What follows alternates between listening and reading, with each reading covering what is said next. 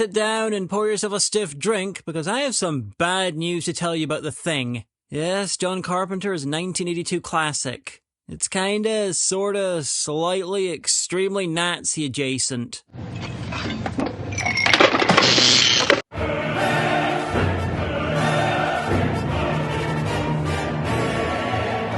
Welcome to Headcanon Fodder, a collection of musings, theories, and random stuff about media. This time I'm taking a look at one of the best films of the early 80s, one of the best studies in paranoia, and one of the best showcases for practical effects ever made. Also, one of the most justifiably beloved films of the era with an extremely earned, vigorous fan base, so I'm expecting bad reactions to this. Anyway, it's got a bit of a dark side. Now, don't get me wrong, this has nothing to do with anything John Carpenter did, or any of the people who actually made the film. To go into this, I need to go a little further back than that. No, further back. That's a whole other meaning of further back. That was published in 2019. Although, it kind of applies to it too. Perfect. But before I begin, YouTube will yell at me if I don't tell you that if you like the video, you can give it a like, or a sub, and to make sure to hit the bell. Even though it is a bell and it really should be ring the bell. And if you really like the video, are able, and you want to help me make more like it, or even less important, then feel free to check out the Patreon. It's full of all sorts of rewards. It's like me if you were a mysterious, assimilating alien life form. Or just leave a comment, apparently that helps the video in the algorithm, and I do read them. Sometimes I even reply.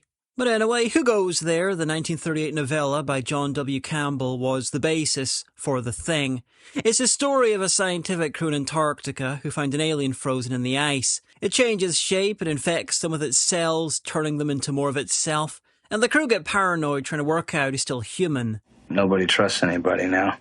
We're all very tired. In short, The Thing is a hell of an accurate adaptation. The main differences, honestly, are that MacReady's not a pilot in the book, he's a meteorologist, and officially the second in command, and that The Thing actually has a baseline form in the book, this blue muppety thing. That was a very good change in the Carpenter film.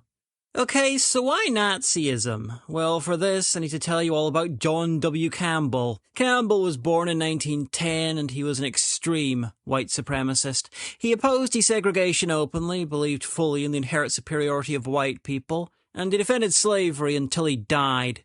Hell, he went a bit further than that. He fully believed that certain races and ethnicities were happier as slaves. This guy was saying worse than Lovecraft shit decades after Lovecraft died. And even longer after Lovecraft started changing his mind on that sort of stuff and getting better. Which he did shortly before he died. That's Lovecraft, not Campbell. Campbell just got worse with age. Oh, on the subject of Lovecraft, one of the things that inspired Who Goes There was his At the Mountains of Madness. The other was the time as a child when Campbell saw his aunt, mistook her for his mum, and got really freaked out. But this goes beyond Campbell being a personally unpleasant bigot. He was one of the most powerful men in sci-fi publishing in the USA for decades. He was the editor of Astounding magazine, and he made sure the stories published were in line with his personal views. According to Michael Moorcock, yes, that one, he'd single-handedly turned it into a fascist publication by the early 50s, and he kept it that way until he died in the early 70s. So, what did he do? He'd only have white protagonists, for instance, and then he took that up a notch. When dealing with aliens, humanity were galactic white men, and as such would always win over aliens, basically taking his white supremacist views and projecting them outwards, into space. Human supremacists, but only white men, were really human. In 1968, he refused to serialize Samuel R. Delany's novel Nova, a groundbreaking piece of American popular sci-fi, because it had a biracial protagonist. Star Trek fans might recognize this because it's one of the things that inspired the plot of Far Beyond the Stars, the DS9 episode about sci-fi writers and racism. All the writers in Far Beyond the Stars seem to be based on actual writers, and in some cases more than one. Chief O'Brien's Albert Macklin was Isaac Asimov. I like robots. Quark's Herbert Russoff was a mix between Frederick Pohl and Harlan Ellison. The married team of Bashir and Kira's, Julius and Kay Eaton, were Henry Kuttner and C.L. Moore, though Kay Eaton was maybe also D.C. Fontana. And Cisco's Benny Russell seems to be based on Samuel Delany himself. But Odo's Douglas Pabst, the editor, was definitely John W. Campbell. That hair, those glasses, That refusal to publish a story because it's got a black captain? You want me to print it? Make the captain white. That's not what I wrote. That's Campbell, all right. Campbell's also the real-life version of the Oscar publisher, Mr. Stone, who had the magazine pulped because of the story. Campbell, you see, had complete control over his magazine. He had so much control he started publishing racist articles and other screeds defending segregation. And he was an all-purpose asshole too, frequently taking opposing views just to annoy people, taking the opposite side, almost on reflex. Jean-Paul Sartre's essay on anti-Semites could have been written about him. And yes, he was also an anti-Semite, though more of a genteel variety according to people who knew him, though he was very enthusiastic. He'd hire Jewish writers, but insist they use pseudonyms. Isaac Asimov was the exception because he was already a big name.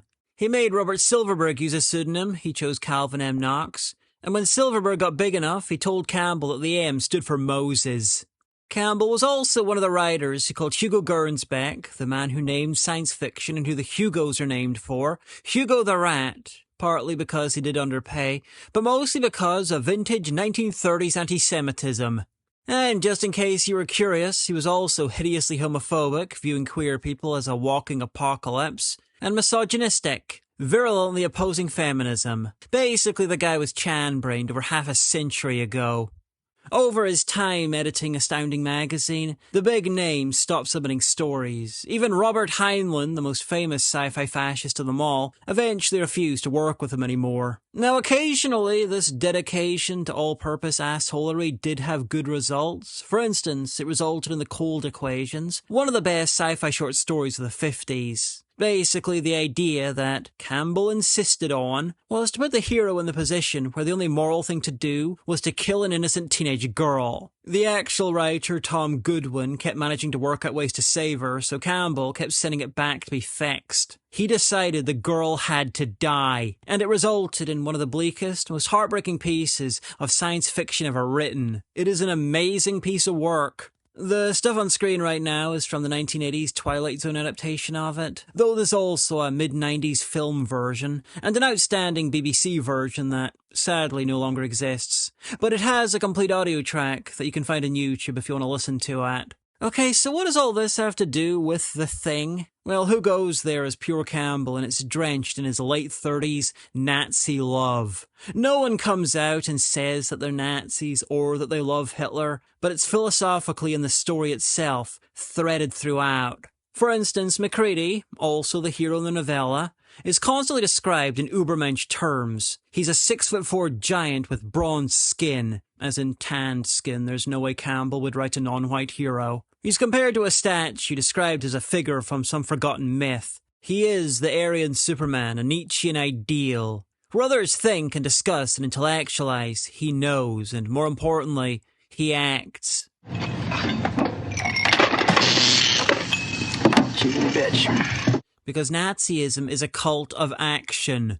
And as in the film, he is the leader in the efforts against the Thing, the only one who really understands what they're up against. Merciless, steely, determined, the perfect Nazi.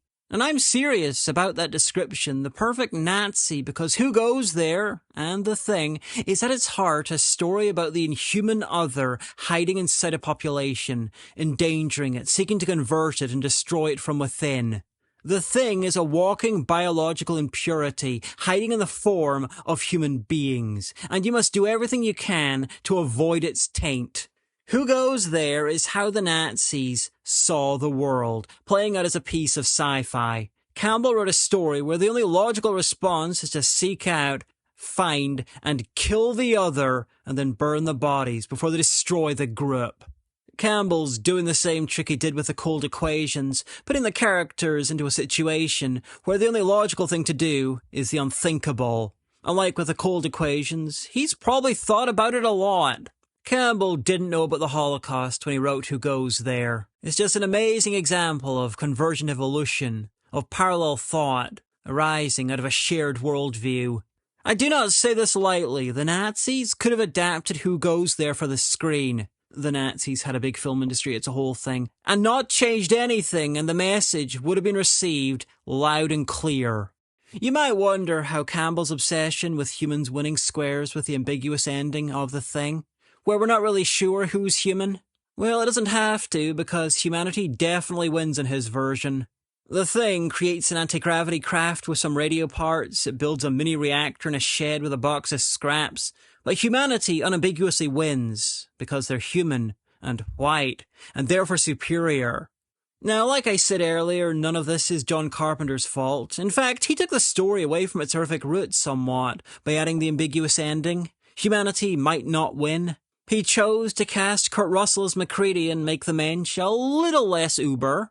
And he made the decision to cast non-white people in the film. But he didn't take it all the way from its roots, because you can't, and keep the story intact. Because it is ultimately a white supremacist exterminationist story. Yes, the characters and who goes there kill the Thing in self-defense, but the Nazis believed they were doing the same as they murdered millions.